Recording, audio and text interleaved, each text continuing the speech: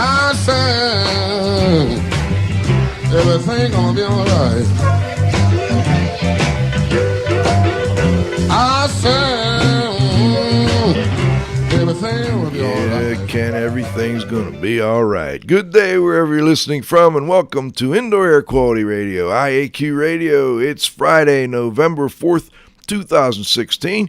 This week is episode 436.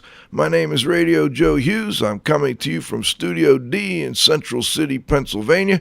At the controls is our engineer, John. You gotta have faith. And joining me from back in Studio C in McKees Rocks, PA, is the Z-Man, Cliff Zlotnick.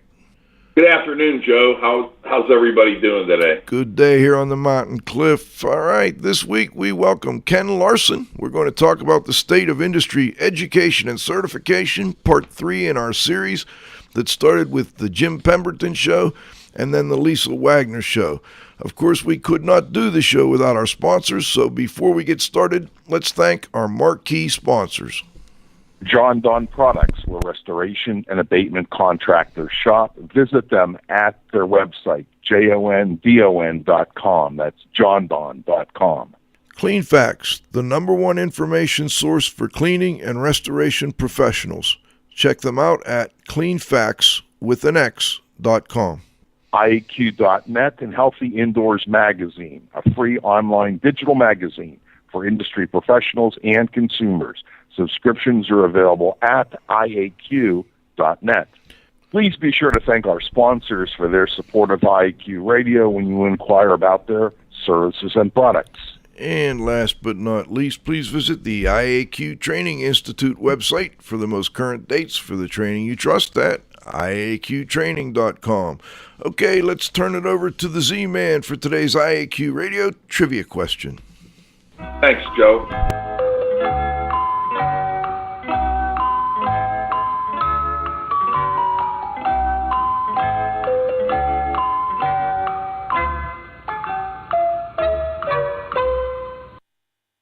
Win a cool prize by outcompeting fellow IAQ Radio listeners and being the first person to correctly answer the IAQ Radio trivia question each week. Submitting your answer is easy. Either email it to czlotnick@cs.com, or if you're listening to the show live, you can text in the answer via your computer. Congratulations. To John Lapotaire, Indoor Air Quality Solutions, Orlando, Florida, for the first correct answer to last week's IAQ Radio trivia question.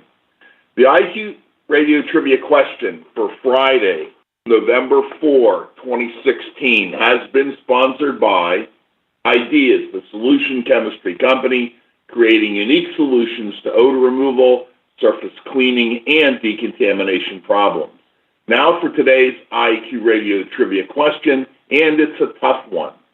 Which law of thermodynamics in short form allows recognition that two bodies in a relation of thermal equilibrium have the same temperature, especially that a test body has the same temperature as a reference thermometric body? Today's guest on IAQ Radio is Ken Larsen. Ken holds the RIA and ACAC advanced designations of Certified Restorer, Water Loss Specialist, and Certified Drying Supervisor. Ken first entered the restoration field in 1978.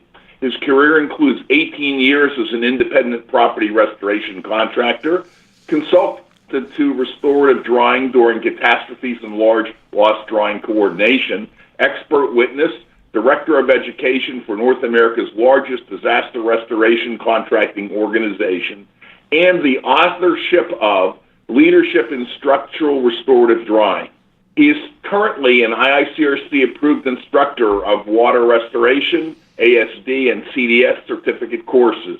He's also an RIA Instructor for Advanced Certification Credentials, Water Loss Specialist, and Certified Restorer. And he also serves as chairman for the RIA Approved Instructors, Trainers, and Subject Matters Experts, a subcommittee of RIA's Education Committee. Ken, thanks for joining us, and we have some intro music for you.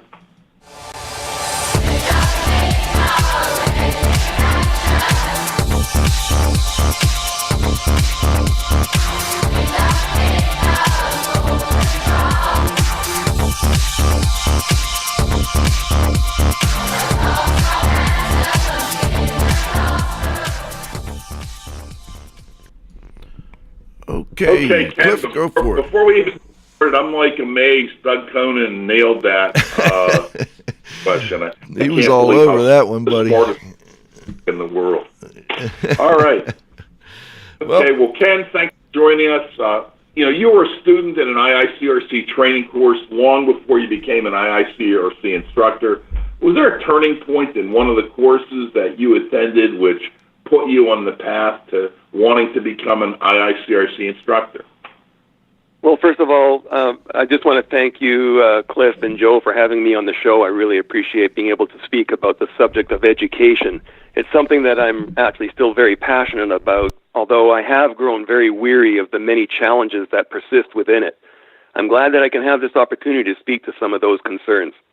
As it relates to how my career evolved, it wasn't a particular education course that put me on the path to being an instructor. I was somewhat pushed into it by an individual for whom I have a deep respect.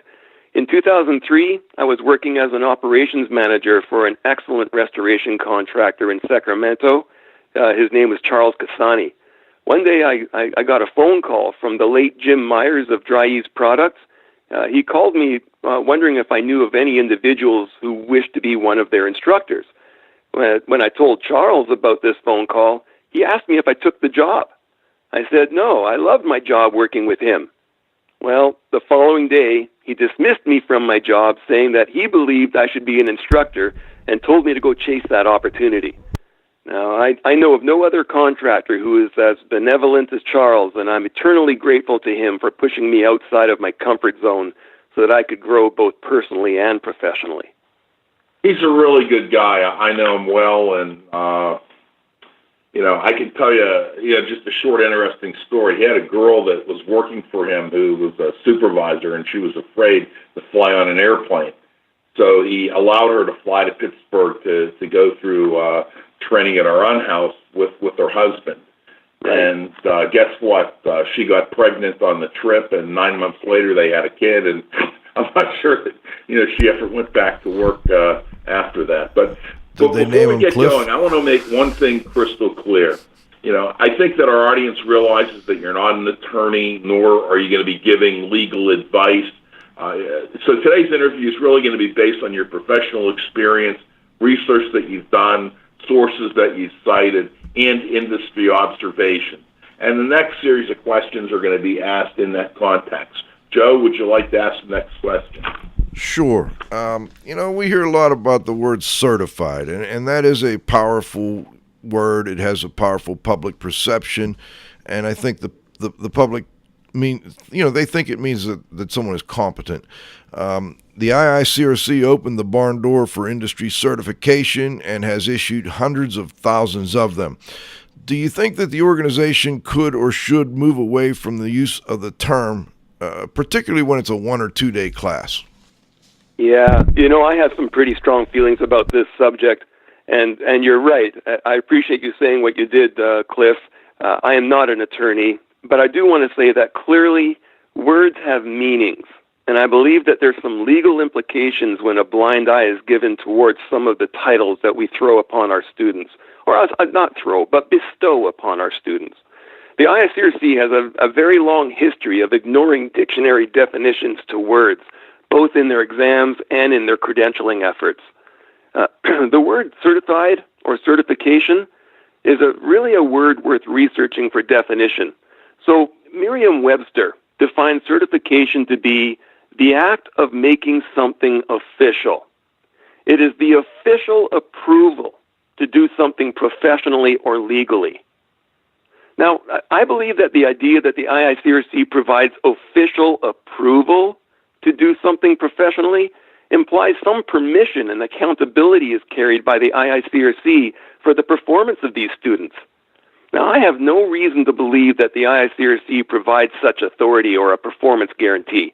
In fact, if the student would look on the back of their IICRC registration card, the IICRC clearly states that the registrant merely passed an exam and they pledge to try and be an honest professional. Now, that's not an act of certifying anything. It's not even close. In fact, it's just a student's pledge. It's not necessary for a student to have any experience whatsoever in order to receive their IICRC certificate. I personally think it would be very difficult for someone to try and argue that the IICRC does anything more than merely issuing certificates. I've got a follow-up. After all, in some cases, by combining a few 1 or 2 day course certifications, the IICRC assigns a journeyman status. Is that inaccurate in that context? Yeah, there's another word. Within the IICRC, a student can acquire a journeyman status after a single year of, quote, service in the industry. And they get that if they have the correct courses under their belt. Now, this is another very important issue that deserves a careful reconsideration. If you research the legal definition of a journeyman, many states require such individuals to have a, quote, journeyman's license in that state. In fact, the legal definition also stipulates, quote, a journeyman has also the responsibility of supervising lesser experienced workers and training them. He must be qualified to work unsupervised himself, it says. Now, I'm unaware of any such stipulation from the IICRC who declares individuals to be a journeyman. Ken, there's another level. The IICRC awards what they call their master status, and it's a cumulative thing. The student has to complete a sufficient number of, really, in some cases, unrelated prerequisite courses, but they do have to complete some prerequisite courses. What are your thoughts on that practice? Yeah, like the other definitions, the title of master has me particularly disappointed. A student can acquire their master status after only 3 years from the date of their first certificate. The road track to acquiring an IICRC master status requires approximately 2 weeks of classroom time on the subjects, some of which are only obscurely associated with the student's field of expertise.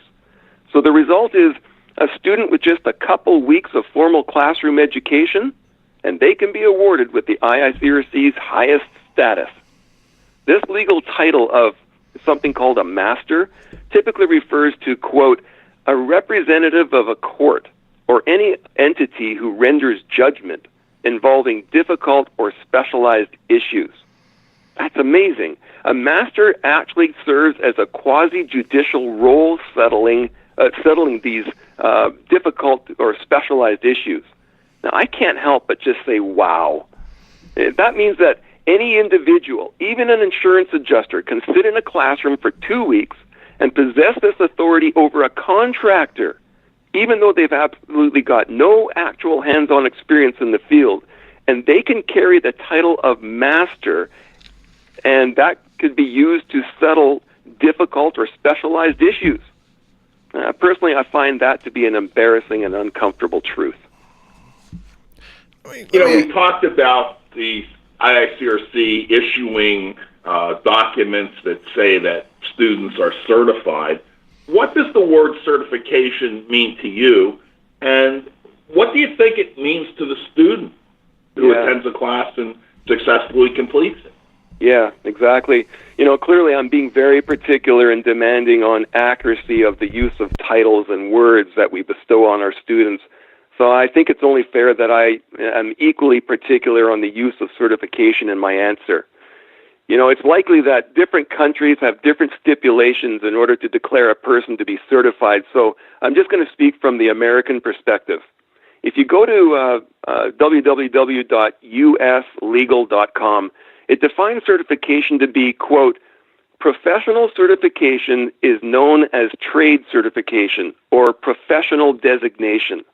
Certifications are usually earned from a professional society or educational institute and not the government. Now, it's important to note that the IICRC is neither a professional society nor an educational institute. In the U.S., the definition carries on. It says, in the U.S., professional certificates are issued by state agencies. Professional certificates are valid for a specific period of time and must be renewed periodically. Professional certifications are common in areas such as healthcare, aviation, construction, technology, and other industrial sectors. Now, I doubt that many of the IICRC students are aware that they don't actually hold a legitimate certification as defined by U.S. law.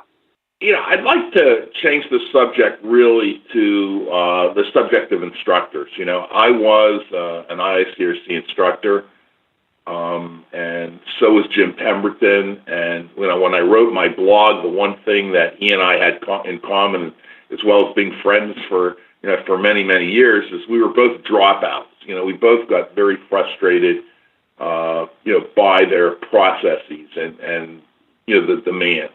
Right. And the week after I interviewed Lisa Wagner, and she was involved with the IICRC, and she just, she was fed up with it before she even started, so she never became an IICRC instructor.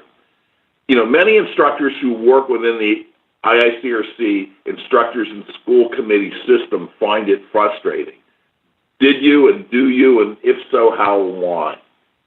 Yeah, Pemberton and Wagner, they're not alone in that sentiment. I know of a lot of instructors that feel that way. And I gotta say that I'm sad to report that the vast majority of instructors with whom I communicate, they're troubled by the decades-long progressive decline within the education industry. And quite simply, many are just seeking to evolve their careers into a less frustrating specialty of their trade. There are some instructors who continue to simply keep their head down and toe that green line, but I can only speculate what motivates them to do so. Ken, can you comment on the manner by which an instructor in one course can add an additional course in another, maybe an unrelated discipline? Do you think they have that necessary knowledge and field experience to do so? Yeah, I just researched that recently, and actually that's another issue that a lot of instructors struggle with.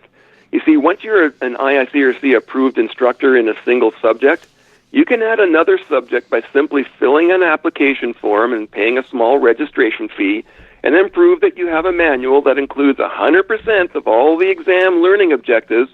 But remember, you're not allowed to teach the test. But once you do that, the group of the IICRC instructors are notified of your intention to add another subject, and then you're all given an opportunity to notify the IICRC of any reasons why that applicant should not be an approved instructor in that subject. Now, I'll say that I've personally followed that protocol, and I've protested an instructor's application with what I believe was a compelling issue of ethics, and it was met with just kind of passive interest. And to my knowledge, I've never seen an applicant denied, not at this point anyways. Cliff? Thanks, Joe. The IICRC gives annual awards for what they call the Iron Man, the instructor who taught the most courses, and Instructor of the Year based on the most courses or most students. Is IICRC education more focused on quantity than quality? Yeah, they do these awards every year, and I find that the Iron Man and the Instructor of the Year awards, it actually annoys many of the IICRC instructors that I know. You see, the Iron Man award is a class count per year. You get that award when they start counting how many events you put on. And the Instructor of the Year award is a student count per year. Now, the issue is that the advanced courses are typically 3 to 5 days, while many of the introductory courses are only a single day in length. So the IICRC seems to be counting events and students, which are actually IICRC interests, rather than recognition of the instructor's dedication and sacrifice. I personally know of instructors who have been on the road teaching these week-long advanced courses for a greater portion of the year than the recipient of the Ironman or Instructor of the Year award. These hardcore instructors are usually pretty much unrecognized by the IICRC. And speaking as an instructor who sits at the table of other truly hardcore advanced course instructors, we usually just look at each other and give each other a nod of our head, and so as to say, hey man, I see you, brother. You deserve that award. You got my respect, man. And they're the real Iron Men and the real Instructor of the Years, and they know who they are. We just let it go. Since you've been an IICRC instructor or just industry instructor in general, what changes have you observed in the industry's training model? Yeah, aside from a few more entities who want to offer course, certificates. Other than the development of at least a couple other ones, I really haven't noticed much real significant changes or improvements to the industry's training model. It seems to be stuck in the old practices. So I can't really say that there's anything that jumps out at me. Joe? Ken, I think there's a fair text question. I kind of wondered the same thing. You still are an IICRC instructor, and I guess the listener's asking, why do you choose to maintain that IICRC instructor status? You don't seem real happy with some of the things they're doing. Apparently, though, it hasn't been enough to get you to drop it altogether. Yeah, well, I'm trying to be patient. That's one of the things that these organizations say, is that if you want to influence change, try and do it from the inside, not from the outside. And that was the message that I received, 13 years ago when I first got into it. And, I'm hanging in there for now, but I got to tell you, like I started off saying, is that I've grown weary, and, things have just become tiresome. And the rate at which changes happen seems to be so painfully slow, years and years and years, when it really doesn't need to be that slow. Things can be, much faster. So in the meantime, I'm trying to, explore my options and, develop other specialties and related to my focus on water damage restoration. And I think that with time, I probably will join the Pembertons and the Zlotniks and, step aside and let the next generation handle it. But for now, I'm going to hang in there as long as I can. Go ahead, Joe. Well, I just think that's a solid reasoning, and I think it's fair. It was a fair question, and I think it's a fair answer. So, you've also been a little bit critical about the inaccuracy and some of the what I think you would say bias built into industry standards. How do you work? You teach the courses, and yet you have some issues with the industry standards. How do you try and kind of teach around that information that you consider to be inaccurate? How do you deal with that when it comes up? Yeah. I suppose many know that I'm pretty outspoken in directing attention to accuracy and biases within the industry standards and the exams. And I'm pleased to say that many of these issues have actually been corrected within at least the latest water damage standard, the S500. But there's one glaring exception, and that is on the point of the air mover formula found in section 13.5.6.1. The formula described in there is truly ad hoc, and the industry pretty much never heard of that formula ever before. That should actually be relocated to the non-standard of care guidelines right beside the dehumidifier formulas. I think the fact that the consensus body's process allowed a committee's vote to trump what is clearly not a component of the standard of care to be followed into the standard, I think that's pretty telling. But to be honest with you, aside from that, I'm actually more concerned about the IICRC's exam committees taking comments and recommendations from the documents and then making them a learning objective within the exam. You see, recommendations in the IICRC's documents are comments that are not a component of the accepted standard of care to be followed. And I confidently say here and now that this practice by the exam committees are the root of our industry's major problem with the twisted ideas promoted by the insurance programs and the third-party administrators. They certainly don't have the standard to back up their program stipulations, but they frequently have the course exam questions to support their ability to declare the contractor to be wrong in the way they executed their work. The problem is the exams, much more than it is the standards. How do you handle that when you're teaching? I mean, I know I took a class from Cliff long ago, and he would say, well, this is what it got, this is what they tell me, you may need to know, but this is the way I really feel about it. How do you handle that? That's got to be a tough situation. Oh, it's exhausting, and it's frankly, it's one of the most frustrating things that we have to deal with when we're, standing in front of a group of, wide-eyed students looking for the, this accurate information upon which they can build their careers. And, to be honest with you, I actually start the whole course off. One of the first things I start by saying is that I apologize for the two messages that I must give in my classes. The first message is I'm going to give you the best possible accurate information that I possibly can give, and then I'm going to probably show them a slide that shows a message that completely conflicts with what I just taught them to be true. And now the student has to, try and remember the less than accurate or the watered down message in order to receive the benefit of successfully passing the IICRC exam. And it's disappointing to see that their enthusiasm diminish when I have to start the course with an apology, and that's just the way it is.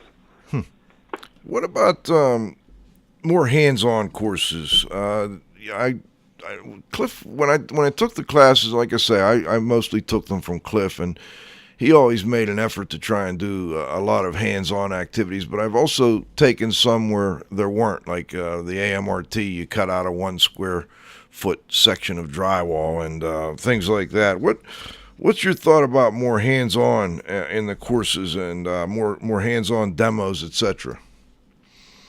Yeah, well, so when I think of hands-on, in my world at least, I'm thinking of the applied structural drying course where they actually flood a house and the students go in there for 4 days and they practice the techniques described within the IICRC exams on how to dry out that structure. Now, I'm not sure that these houses or these hands-on courses are supposed to be reflective of realism. In the 4 decades of doing restoration work that I've been involved in, I've never run into a house that's 1,200 square feet in size, has 200 amp service, built inside a warehouse, empty, and has 5 tons of air conditioning. Now, if that house did exist in reality, I hope the owner didn't pay the architect, because that's one messed up house. But, these houses are actually more of a marketing opportunity for the host. Seriously, the student needs to open their eyes and ask themselves why a host would spend more than $100,000 to build one of these facilities. Who are these hosts? Do they sell products and services? There's your answer. There's nothing generic about these courses whatsoever when you consider who the host is. I'm wondering. I've got a follow-up. Go ahead. And, would you agree that this ASD flood house training has become too big to fail? Too big to fail. What a typically American question that is. Here's what I think. I think that the IICRC flood houses served a fascination within our industry for a whole decade. I think the fascination is somewhat gone now, and it's very hard to attract students to these flood houses in today's market. Now, the reason why the ASD courses have suffered such a significant attrition is because of the heavy focus on the silly equipment formulas and this in-place drying technique. Once the insurance community learned that it was possible to declare a student right or wrong for using or not using these formulas and processes, they mandated all contractors to rigidly adhere to them. Now, today, insurance representatives reward obedience to these non-standard of care ideas rather than competence in how we approach our jobs. I squarely place the blame on the committees who defined the course learning objectives for our industry's current sad state. Now, I got to be honest, I think I just digressed. But to answer your question, I think that these flood houses will continue to exist, but they'll be used as a marketing platform for the host's primary services. Let me ask a quick follow-up on that, Ken. I'm not sure. You mentioned the size of the home, the 1,200 square feet. Is that something that's mandated by the IICRC to be approved as a flood house? Yeah, listen, these flood houses have a whole bunch of mandatory elements in order to be approved as an IICRC flood house. One of them is the square footage. One of them is the different types of flooring materials. They have to have a crawl space. They have to have, plumbing, not necessarily working, but it has to be present. They have to have a toilet. They have to have appliances, and on and on and on. Again, they're trying to make it as close to what a student would encounter in the real world. all these different elements, and there has to be a certain square footage of the flood house per student. I think it's 50 square feet per student, and so there's these necessary house requirements in order to be a qualified IICRC flood house. Okay, thank you. Cliff? Okay. I guess there's a couple of text questions that I guess we can address, and then we can kind of go on. I guess one is, so no counter, Cliff, didn't you use teaching how to clean fire and smoke to promote products too? In 1987, we started the hands-on training concept for the industry, and we followed IICRC procedures. It was mandated that if you did a demonstration in the class, you had to offer multiple products. For me, as an instructor, if I was going to do a demonstration, I just wanted to be sure that the demonstration worked and that the student learned something. And I thought it was important that the instructor have, the opportunity to choose a product or a machine or a piece of equipment that works. I think it's a lot different now than it was, back then. I do think that other industries use classes to teach the use of the products. My issue with the flood houses was it was a made-up concept. I don't believe it ever worked well. I think it was deficient, from a scientific perspective, and I think the industry's moved away from it because it didn't live up to the expectations. But now I think we can move on. Ken, are you an advocate for reciprocity between organizations regarding training courses? Yeah, actually, if we really did possess true certification that was issued and recognized by the state, that reciprocity would be an obvious result where a student could use their education from one entity and use it towards an advanced education offered by a different entity. I can't help but feel that our industry is pretty petty when these certificate providers refuse to recognize another education program. In my mind, it just seems childish. Joe? I'm curious what your thoughts are on online training, and whether you think that online training should be something that would be helpful to the restoration industry. Yeah, I really like the idea of online education. I can't help but feel guilty when I look at my carbon footprint. My carbon footprint conducting these classroom events all over the planet is just alarming, let alone the price my family pays when I'm not at home. It's such an outdated model. I think that 98% of what's taught in the classroom can be very effectively taught online. These courses are primarily theory and principles, and that doesn't need a performance from a live person. Online education has had about 2 decades to evolve, and the world has outstanding education platforms available for online training. And I actually think it's only socially responsible that we employ them and start doing that in a bigger way. But wouldn't that put instructors like you and others out of business? It's certainly going to change the landscape, isn't it? But, change is important, and we have to think about the bigger picture and what the students would benefit from, and our social responsibility in society. And so I've got, I don't think it's a bad thing to be green, if you will, and try and look after our planet. I just thought of this now, but more and more companies are allowing their employees to work from home because it's the right thing to do. You keep them out of their cars, burning all that gasoline coming into work. We can do our jobs remotely, and that's the way the world has gone. And I think it's important that we actually evolve with that.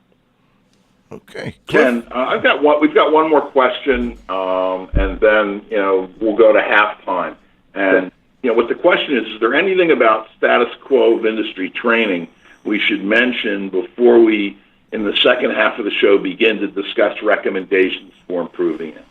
Yeah, you know, that last question you gave was about online training, and I just got to mention how completely fed up I am with the IICRC Scantron testing system, where the student has a test booklet, and then they fill out these Scantron sheets by coloring in a bubble on their answer sheet.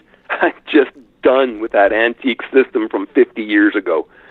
What many don't know is that the instructor must also manually collect each student's payment information, and get this.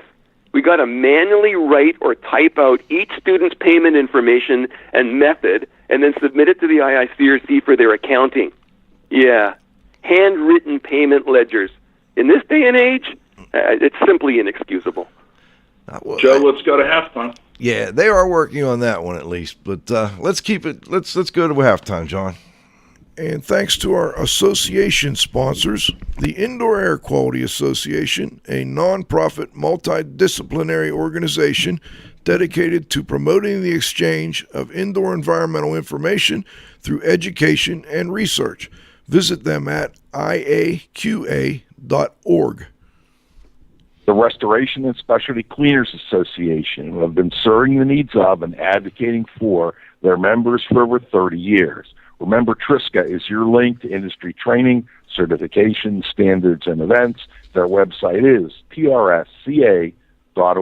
Thanks to our advertisers. Gray Wolf Sensing Solutions, who use advanced sensor technology and embedded computers to provide superior environmental test instrumentation. Visit them at wolfsense.com. Legends Environmental Insurance Services, the experts in insurance for environmental consultants and contractors for over 20 years. Visit them at legends-enviro.com. And Particles Plus. They are engineers and manufacturers of feature-rich particle counters, air quality monitoring instrumentation, and vacuum pump technology. ParticlesPlus.com. Count on us. And, of course, our marquee sponsors. John Don Products, where restoration and abatement contractors shop. Visit them at their website, jondon.com. That's jondon.com. Clean Facts, the #1 information source for cleaning and restoration professionals. Check them out at cleanfactswithanx.com. IAQ.net and Healthy Indoors Magazine, a free online digital magazine for industry professionals and consumers. Subscriptions are available at IAQ.net. Please be sure to thank our sponsors for their support of IAQ Radio when you inquire about their services and products. All right, we're back with the second half of our interview. We've got Ken Larsen. We're talking about the state of industry certification and education and training. It's been a great first half. We'll start the second half here now. Ken, I want to kind of lead into the second half and try and continue to answer some of the text questions. So in the first half, we kind of set the table on, where we're at, but I guess, it's a fair statement or question to ask. Didn't some of these classes help to develop the industry and kind of get it where it is today? And then maybe we could go into other things that you feel we could do to help address some of the concerns you had earlier in the show. Sure. What do you think? Is it? I don't know if you feel the state of the industry today is all that great. That was the first thing I thought when I saw the text question. But I'm certainly this early training probably did help us develop the industry to some degree. What do you think on that? Well, it sure did. It certainly gave them some basic skills by the technicians, and for the technicians. And I got to be honest, I spent at least 15 minutes in each of my classes explaining the importance of accurate information in an introductory class, and then I usually follow that by giving 2 or 3 hours of explaining scientifically current explanations, related to competent drying and the processes of doing good drying. This usually squashes many of the ideas that they've come to accept as true. Things like, air holds water, and watered-down definitions that actually confuse the student more than helps them. I think it's best that the student is given great information rather than just easy information. If they don't have great information like this, they'll never understand advanced concepts like vacuum freeze drying or things like that. They'll have to abandon what they were taught in their introductory courses in order to truly grasp what advanced drying techniques are all about and what makes them work. I think that's a disservice to water down the messages. Ken, why does IICRC water down the accuracies?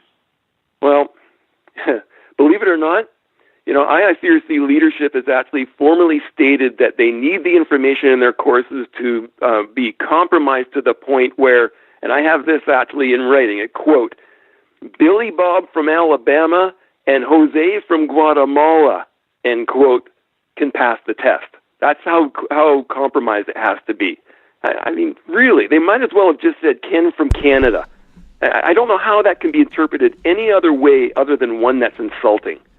I think this is very telling about the way some in the IICRC view the typical student, in the instructor's classrooms.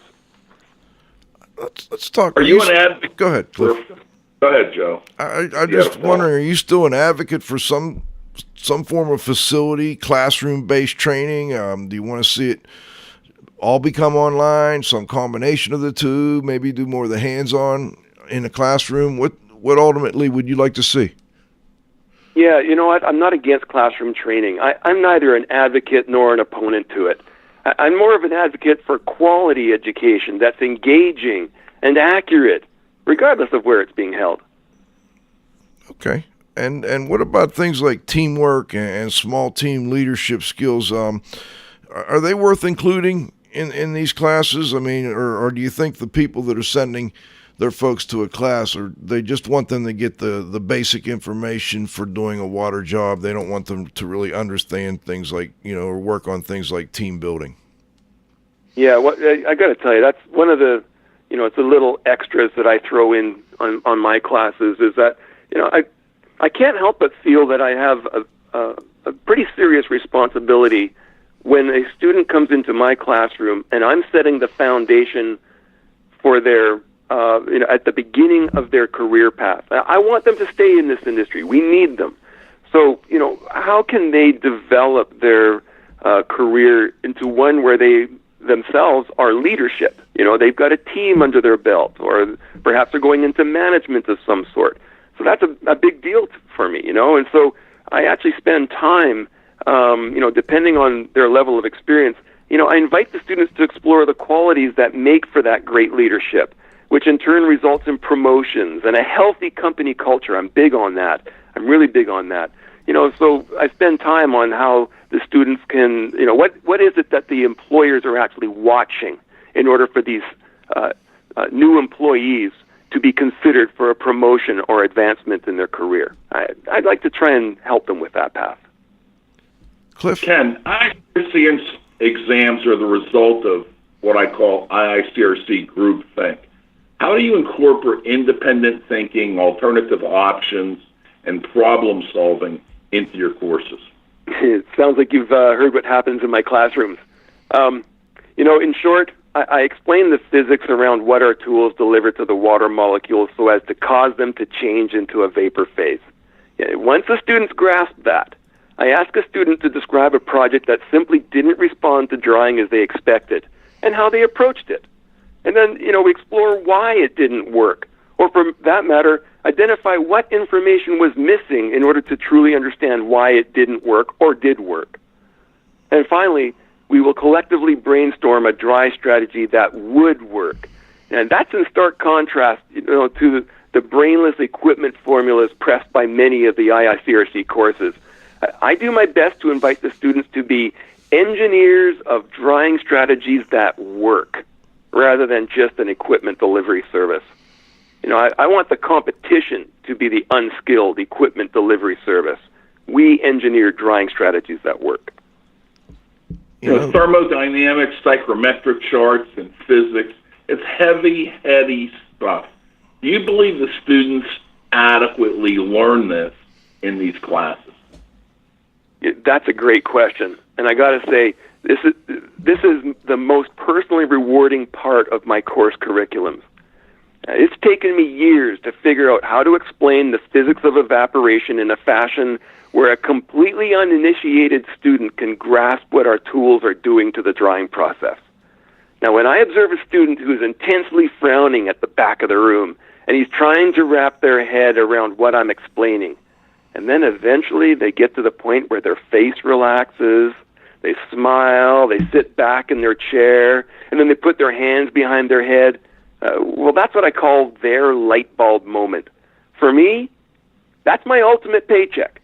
I've helped them grasp something dynamic and important, and it's going to last them for an entire career. I love that in my classes. Joe? I'm wondering, I got a little follow-up, and I'm wondering if you feel like there should be a standardized text, because I don't know that every instructor is going to be able to do what you are saying you do and get that physics down to a very basic level. It's not an easy thing to do. Do you think there should be a standardized text? Well, that all instructors would use? That's a good question, Joe. I think that the standardized textbooks actually exist. It's called science textbooks, and they're publicly available. And it's not something that has to be obscure. It's not something that has to be created by the IICRC. I think that this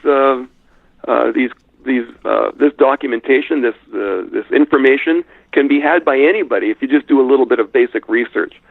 I think that the wrong approach is to put a whole bunch of instructors into a room and have them take a vote on what they think accurate is and what isn't. I think we need to start hitting the books and start figuring out from credible sources what truth is, or at least current truth is. All right. Ken, you're also an approved RIA instructor. How do RIA training courses differ from IICRC courses? Yeah, I'm very proud to be an RIA instructor. The culture and spirit surrounding their education opportunities are very different from other education bodies. The RIA is going through a very comprehensive redesign of their advanced education designations, and I've got to say I'm really excited to be part of that evolution. There's a document out there called The Body of Knowledge, drafted for the Certified Restorer program, that is simply the most complete outline of subjects that any restoration expert would be proud to possess. Those on the inside, we kind of lightheartedly refer to the body of knowledge as the Book of Mormon. It's latter-day information. It's current. It's a continuation from the original information. It requires an intense study to wrap your head around it all. I believe that document is as important to the restoration industry's growth and maturity as the introduction of the IICRC standards back in the early 90s. This document defines the scope of our field of expertise. And we sure do have a lot more study ahead of us before we should ever be called a master in this industry. Oh, Joe? I'm curious how the RIA certifications differ from the IICRC, and then there's the ACAC that hasn't really been discussed here today, the American Council for Accredited Certification. I know these guys all kind of compete to some degree or another. What are your thoughts on how these certifications differ? Yeah, that ACAC model is another one that has evolved or come about in the last few years. It would take the better part of a day to fully explore these differences, but I got to say, I don't think it would be really all that beneficial to explore the differences between these models. I actually think they're complementary. Back in 1980, the ASCR, who is now the RIA, they developed the Certified Restorer course and held it out as the industry's most advanced designation that a restorer can attain. In that light, the IICRC courses are very important as a stepping stone towards that end of getting that capstone designation. Since the CR course, the RIA has developed the Water Loss Specialist designation and the Certified Mold Professional designation, and these are all industry advanced credentials that carry weight. I think that both education offerings are important, and I think that these organizations need to really start collaborating closer with each other and start, drafting a logical, unselfish career path for all students. Ken, if you had the power, authority, and a clean piece of paper, in what ways would you change industry education? Oh my gosh, what a dream. And I think this is the kind of question that'll probably get me into trouble, but I think that I'm going to do it anyways. I think the changes need to start with a lot of people getting fired and kept out of leadership. No surprise there. And then, we'll need to completely redesign the platform upon which our education industry is built. So first, here's what I think we should do. Dissolve the current IICRC model and redesign it from the ground up and call it the IICRC 2017 Limited.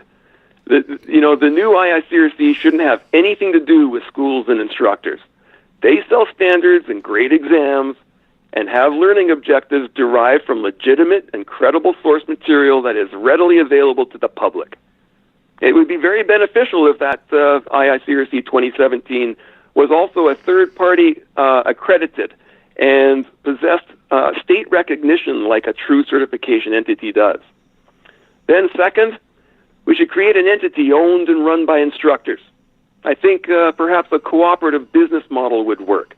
There may be some minimum standards required to be an instructor, but if someone wanted to be an instructor, they join the co-op and market their education opportunities. They're good to go. There would be no biased and unwieldy approval process necessary like it currently is in the IICRC. Ultimately, public opinion will determine if the instructor has a future or not. And then finally, the third step, we got to separate church and state. The IICRC 2017 and that co-op of instructors should have positively no affiliation. In fact, they don't formally communicate with each other on courses and exams. The instructors will never know what the exam questions are, although they will know of what subjects they must possess an expert understanding and where that knowledge is to be found. If a student wants to challenge an IICRC exam, they go to a third-party testing center or perhaps go online, they pay their exam fee, and they give it their best shot. If they know the subject, who cares if they sat in a classroom or not? They get the credential. And that's what I think, that's a lot of changes, and it's certainly going to make a lot of people unhappy, if that did happen. But for the entire industry, it would certainly be the most effective and a real positive move if we looked at the big picture. Ken, as an industry trainer, if you look back over the course of your career, do you have any regrets? Oh, wow. Yeah, I do. I sometimes lay awake at night, and I think about my early impressionable days of being an instructor. I got to say, I'm embarrassed when I ponder some of the silly ideas that I innocently taught to some of my students. Ideas like air holds water, and that air is thirsty. Oh, that just drives me nuts. And that wet goes to dry. These are simply inexcusable compromises to accuracy. Actually, I'm being too kind. Those are actually positively wrong. They're not compromises to accuracy. They're just wrong. And I hate to admit it, but I said those things. And I guess this is my chance to publicly apologize for that. If you're one of those students, I'm sorry. I don't know what else to say. Well, I guess the reverse would be, as an industry trainer, of what accomplishments are you most proud? Yeah, thanks. I'd like to answer that. It's actually one of the easiest questions of the day. I couldn't be more proud of the privilege to teach the RIA Certified Restorer program. To have the opportunity to follow Marty King's footsteps and carry that CR message that he drafted to the next generation, and then to even be able to assist in the CR program's evolution in accord with the information found in the CR body of knowledge, it's all too difficult to actually put into words. I got to tell you, what a privilege that is, and it's so exciting.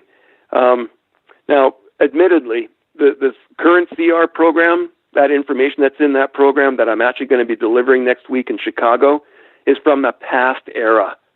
I like to call it a legacy presentation, and it's the last time it's going to be delivered in this present format. The new CR program is going to be delivered derived from the body of knowledge that I spoke of earlier. And this revised CR program is going to be so intense and so relevant to today's top industry experts that I'm actually excited, and I fully expect it's going to produce a new kind of restoration industry professional, one who carries themselves with the same pride and esteem that I remember observing the new CR inductees possessing after their induction ceremony with Marty over the decades. I can't wait for that development. I know how I felt in 1996 when I got that credential. It was a real sense of accomplishment, and I had more confidence and I felt more proud. It really boosted my esteem to acquire that. All right. We're going to go to our roundup now, Ken. Before we do that, is there anything else that you would like to add? Is there anything that we didn't cover? Wow. Well, I could talk all day about the subject of education, but I don't think we have much more time. But those are my hot buttons that what you actually touched on. I think that our industry is in dire need of change. Actually, not say dire. I'll say urgent need of change. That doesn't mean, okay, we'll get it done in the next few years. No, we're at a turning point where we've got to get it done quickly. And there is no time to waste. And I think that it can be done quickly. Slow-moving vessels will they will not survive in today's marketplace. And so I invite those who are, leading these organizations to be nimble, be quick, be efficient, and be fair, and do the right thing for this industry.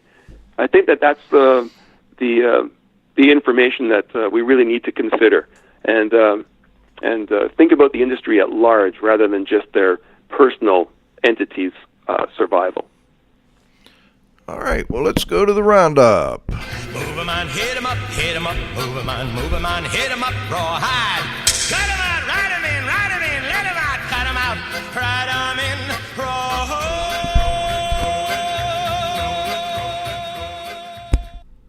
let the dogs out. And it can only be Pete Consigli. Pete, are you with us? Yes, guys. How you doing today? Good. Welcome, Pete. Good to have you join us. I've got a final question or two, but I wanted to go to you first, Pete, see if you have anything you'd like to ask Ken or any comments you'd like to add. Right. Thanks, Joe. Cliff. Ken, I thought it was a terrific interview. Certainly didn't pull any punches. Everybody's entitled to their opinion. I'm sure you're going to get people who agree with you. You'll get people who disagree with you. And you may get people who they're not quite sure.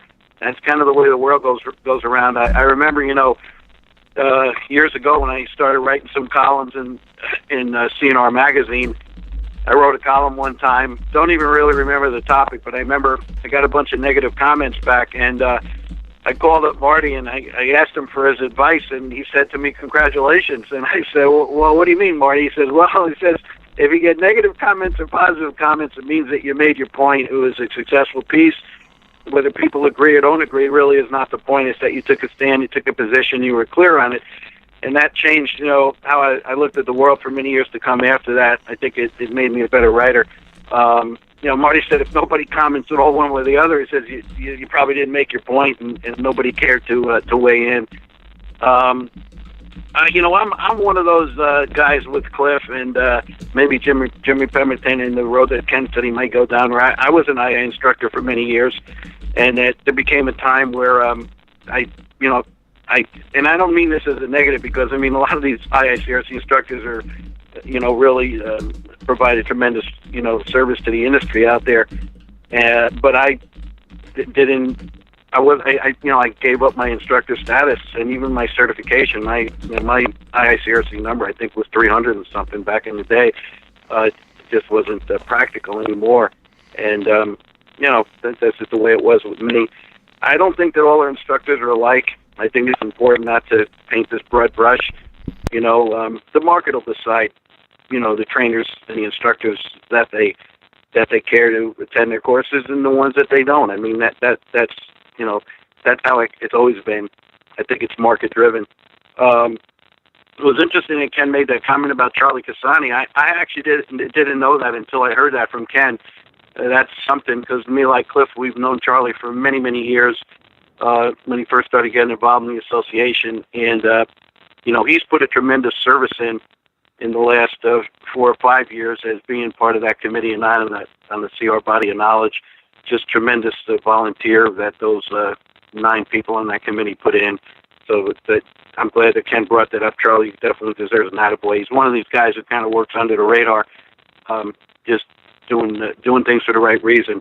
Doesn't necessarily need a big old pat in the back, but once in a while it's nice if that happens.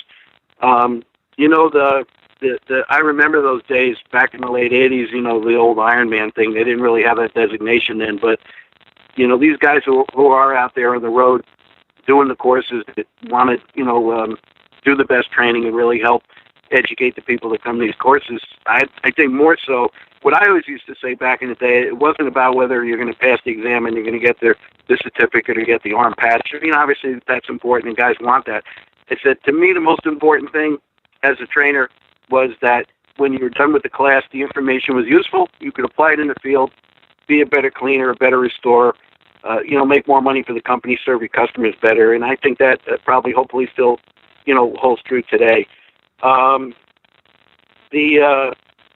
comments that were made about the ASD houses and the generic hosts, I'm not going to really comment on that one way or the other. I think those are pretty self-evident. But I will say this. I think there's another underlying dynamic with how these ASD houses go. And this is what it is, and I'm not sure. Maybe you guys want to comment on this. But it seems that as all the franchisors started to build the houses, to train their guys, if you would, so what they had, and I don't know, this is the way I see it. I think they have different reasons for the ASD training, and it's not the same with all the franchises too, because they all have different cultures and the way they look at the world. But many of them obviously are all going after the different carriers and the TPAs to get on these vendor programs.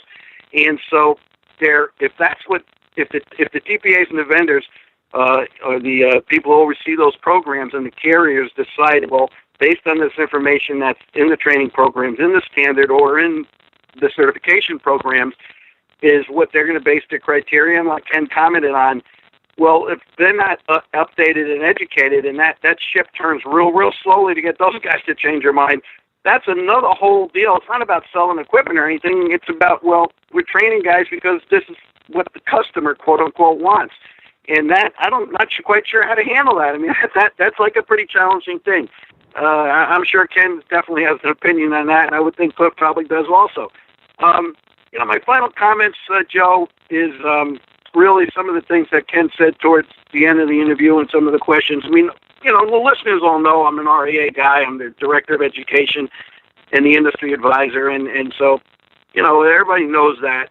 But to be an honest broker, my role on the show, I think the comment about leadership was really, really important in the CR Body of Knowledge, which is now in the final processes of being submitted to the REA board. The peer review intensive process has been done. Hopefully that will be published after the first of the year. Nobody likes to do anything around the holidays, which are coming.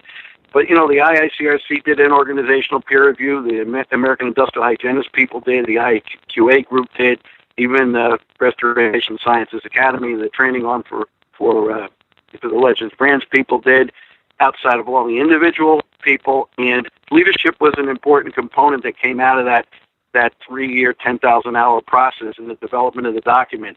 After, there's 4 things that the restorers need to know. They need to know, technical information. They need to know management information. They need to know scientific information.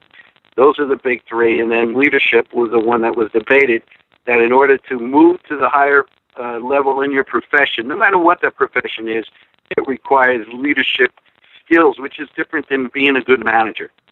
People manage things, they lead people.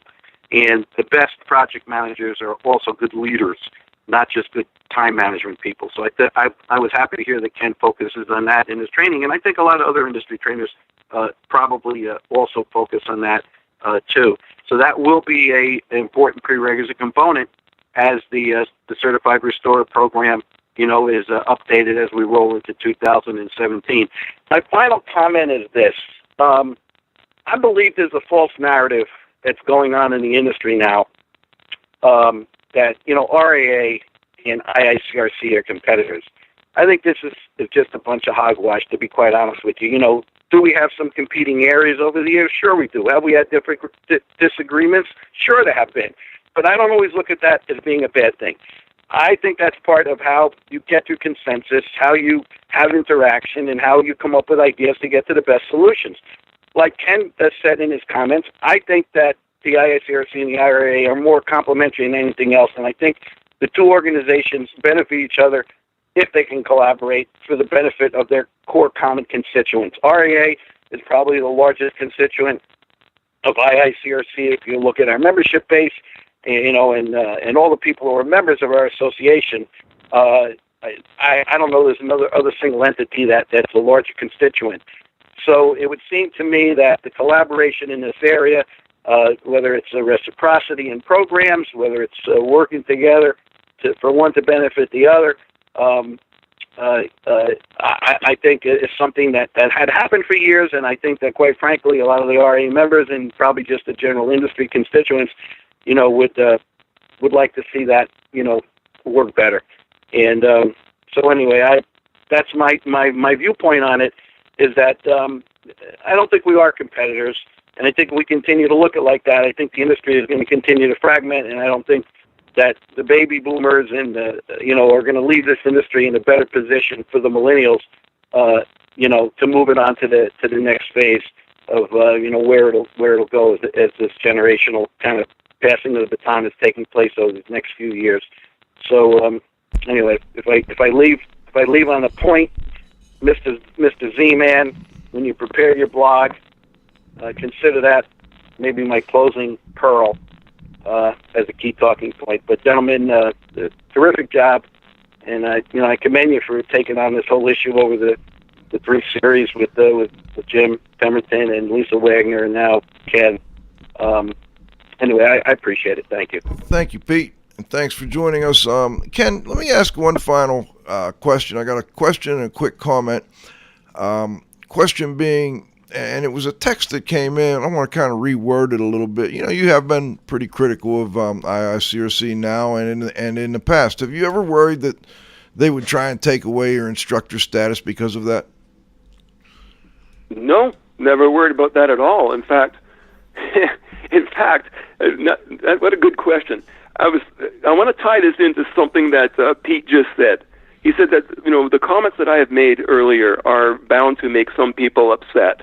And I actually welcome that. I hope that my comments have caused some people to feel uncomfortable and perhaps even angry. And it was one of the best lines that I heard years ago, and I've never forgot it to this day, and that is that anger is not necessarily a bad thing. Anger motivates change. Now, it might be that change is, we don't like you anymore, Ken, get out of here. That's fine. That's a change that I'm willing to take. But it might be, holy smokes, we got to change something. But nonetheless, anger motivates change, and I think that's good. So am I worried about the possibility that I, might be denied, the ability to teach IICRC courses again? No, I've weighed out that risk, and I'm willing to accept that, if that should be the result. But that's my reply. Got it. Thank you for that. And I want to go back earlier to your discussion on certification versus a certificate real quick. Sure. I was actually a little surprised you went to the U.S. law for your definition of a certification, because I've always been concerned and questioned, and I just left the IICRC board, and I'm not going to get into that right now or why or any of that. We'll do that on a later show. But I thought you would go to the ANSI definition of a certification, because they are an ANSI standard setting group, and yet their certifications are nowhere close to what ANSI describes as a certification. I'm on their website right now, and the difference between a certification and a certificate.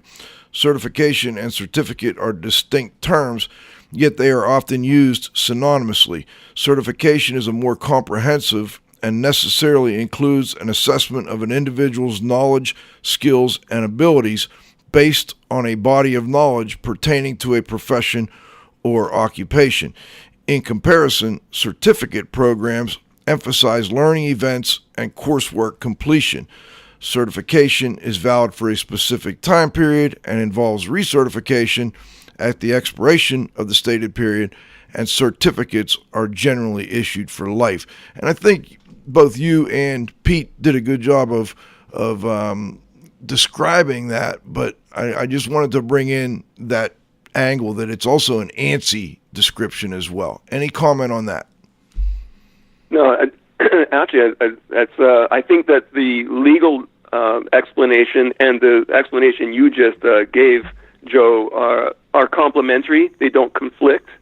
I think that the American National Standards Institute certainly is a protocol or a process driven organization in the creation of standards and even certifications. I think that carries some credibility.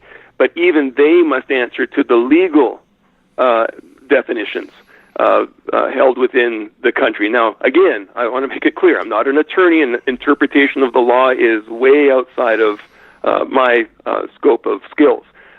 However, from what I can see, based on what I've studied and what you just said, I think that the two are complementary of each other. Yeah, I would agree. I would agree wholeheartedly. I had never seen that legal tack on it, and I found that very interesting, and I appreciate it, and that's why I thought maybe we would tie it all together here at the end. The last thing I'd like to do, Ken, is just give you the option and offer. Is there anything that we missed that you'd like to add? Any further comments you'd like to add before we sign off? And thanks so much for joining us. I know it's not always easy to be a little critical to promote change, and sometimes you can get some blowback, and we really appreciate you joining us and being so open. But before we go, any final comments? Well, thanks again for having me on the show. This is such an important subject because our industry is in such a state of change, and it's becoming more and more difficult to survive as a businessman in today's society. And if you're a listener and you find that change is necessary, you're encouraged to, or I would really encourage you to communicate your concerns with the IICRC or whichever entity you think it is that needs to hear your views and your comments. I think it's urgent. I don't think that this is something that can just passively wait around. I think that you should contact these people and describe what changes you actually think are necessary in order to accurately represent the industry in which you're involved. So again, thank you so much for having me on. I look forward to the next time we have to talk about a hot topic like this. And thanks again. Love having you, Ken. And this is Radio Joe Hughes saying thanks again to this week's guest, Ken Larsen, talking about the state of industry certification and education.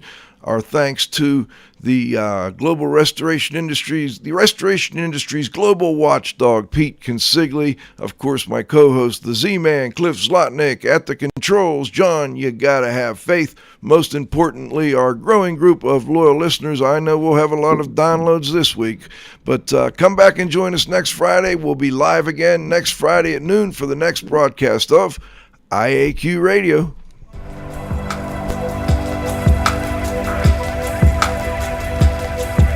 This has been another IAQ Radio production.